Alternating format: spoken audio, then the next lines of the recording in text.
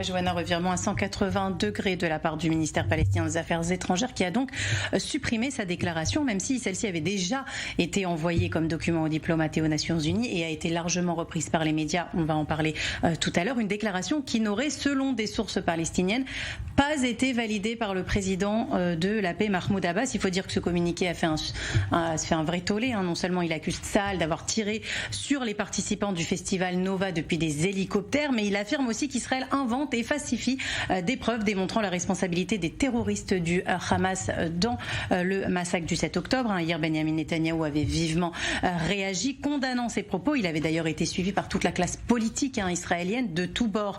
D'ailleurs, le Premier ministre israélien avait déclaré « Mon objectif est qu'au lendemain de la destruction du Hamas, toute future administration civile à Gaza ne nie pas le massacre, n'éduque pas ses enfants pour qu'ils deviennent des terroristes, ne paie pas pour les terroristes et ne dise pas à ses enfants que leur objectif ultime est de la vie, c'est voir la destruction et la dissolution de l'État d'Israël. » Il a même ajouté « Ce n'est pas acceptable et ce n'est pas la manière de parvenir à la paix. » Déclaration d'ailleurs qui n'a aucun fondement.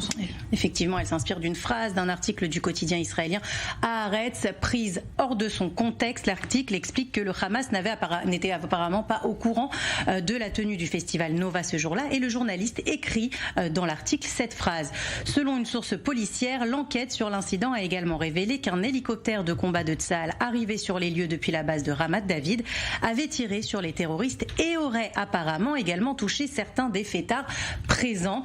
Et donc, selon le communiqué, le ministère palestinien des Affaires étrangères estime que le résultat de cette enquête jette le doute sur les rapports israéliens concernant les destructions et les meurtres qui ont lieu dans cette zone, en se fondant sur une seule phrase écrite au conditionnel d'ailleurs et citant une source policière anonyme. Le ministère palestinien omet ainsi toutes les preuves, les témoignages oculaires des participants eux-mêmes et met en doute l'honnêteté de l'État d'Israël, sans parler du fait que dans la déclaration, les localités frontalières de la bande de Gaza ont été qualifiées de colonies alors qu'elles se sont toujours trouvées en territoire israélien.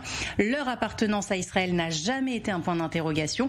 Ce ministère de la Paix utilise toutefois un langage utilisé par le Hamas et les autres groupes terroristes pour qualifier toute localité israélienne conformément à leur idéologie déclarée, selon laquelle l'ensemble d'Israël est illégitime et à leur objectif explicite d'anéantir l'État juif dans son intégralité. Et depuis, donc, l'autorité palestinienne a retiré ses propos.